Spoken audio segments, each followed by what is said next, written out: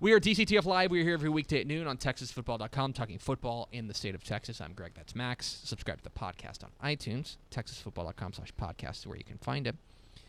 And so I have an internet friend. Yeah, you do. I do have an internet friend. Good old Bill. My friend Bill Connelly. Bill Connelly. Bill's a good dude. Bill Connelly is the chief nerd for, I mean that as nice as possible. He is the chief nerd for SB Nation. Yes. You and I follow his work scrupulously. He is my leader when it comes to statistics and general breakdown of the game of football. I'm a big fan of his. And he every year he does a great piece for SB Nation. We just tweeted it at DCTF. I'll retweet it here in a moment. It is the 100 greatest college football games of the year, of the past season. And his 2015 edition dropped today, and immediately I poured through it. Great as always. Does a great job, not just ranking the teams, ranking the games, but also giving you insight as to why. And it should be no surprise that teams from the state of Texas are major players here, are major players on this list. In fact, 19 of the 100 games involve at least one Texas team. 19 of them, ranging from number 86 all the way down to number 2. And I imagine we should probably just start at the start with the headliners, right? Start with number 2. So we'll start as the highest ranked one. TCU will be a team you hear a lot about, probably because they played a lot of exciting games. And we start with number 2, and I think that it is a perfectly acceptable place for it. Yeah. It's the Alamo Bowl, the 47-41 overtime win over Oregon.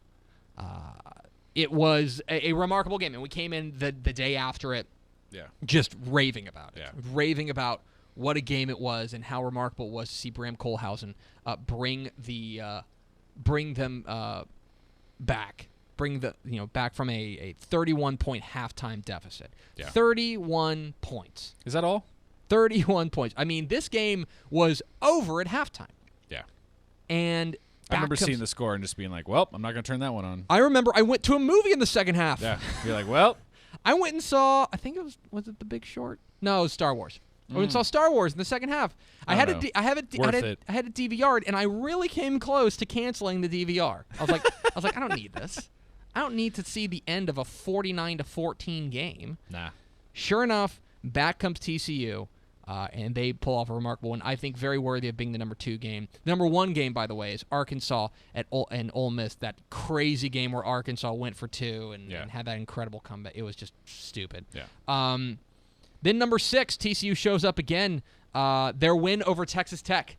Another time I was out for this game, but I was watching it at a local dining establishment. And that local dining establishment, when Aaron Green hauled in that tipped pass in the back of the end zone to, at that moment, save TCU's season.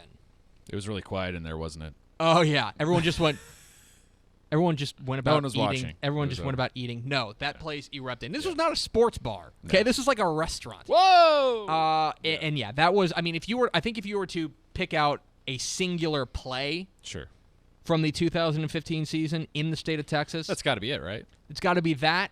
Or it's got to be TCU's stop of Baylor in the in double overtime. Yes, those would be your 2 options. But that comes in at number 6 on Bill Connelly's list. I think the tip pass is probably going to endure in memories a little bit longer. I think you're probably right, but that's just me. TCU shows up again at 13 and 14. 13 is their loss to Oklahoma, 30-29. Okay. TCU had no business being in that game. You know, Trevon Boykin was out. Josh Doxson was out. They were missing. I'm sorry, not Boykin. That was it. Boykin was out for that game. Right, there you go. But Doxson was already out. Yep. I mean, they had no business being in that game, and they very nearly came back and won it.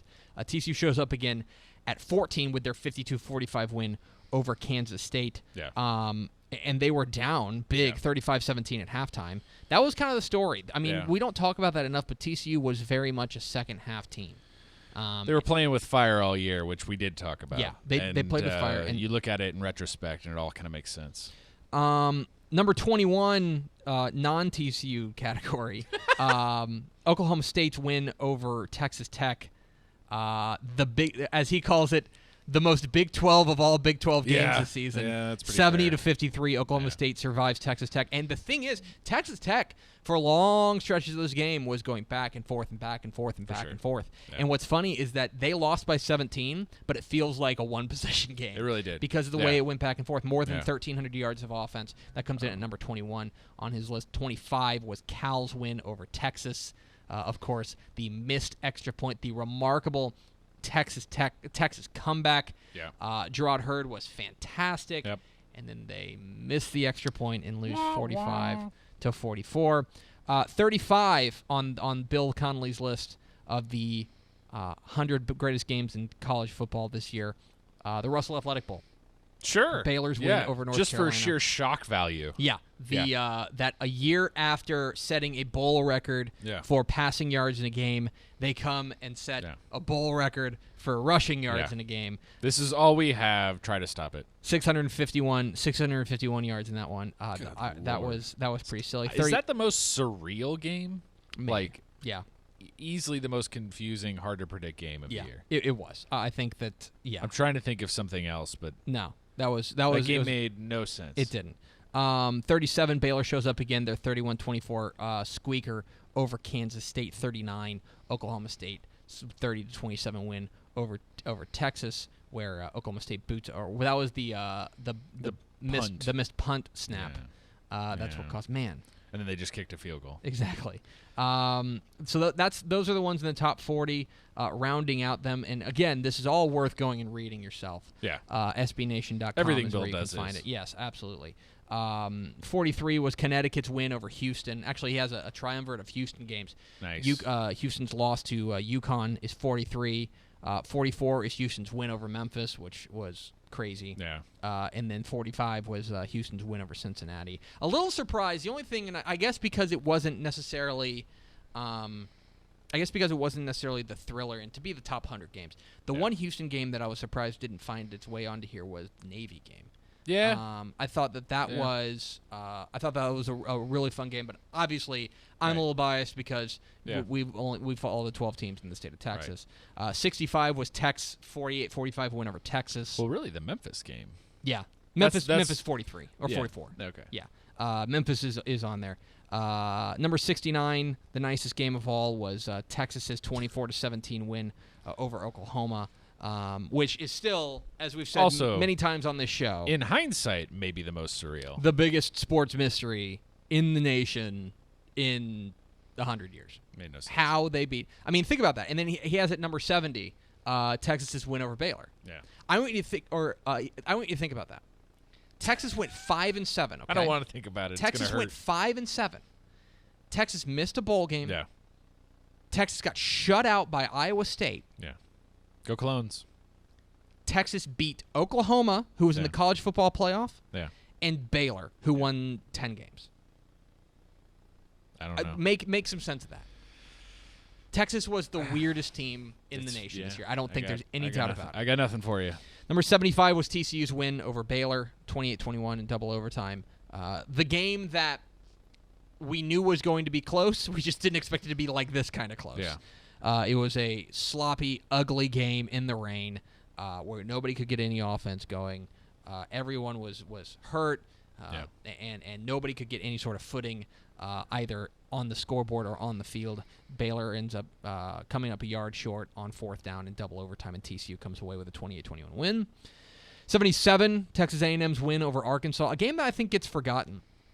And remember A&M, and this is... That was a great game. Great finish, anyway. It wasn't a good game. No, these A&M Arkansas games always go the same way, it seems.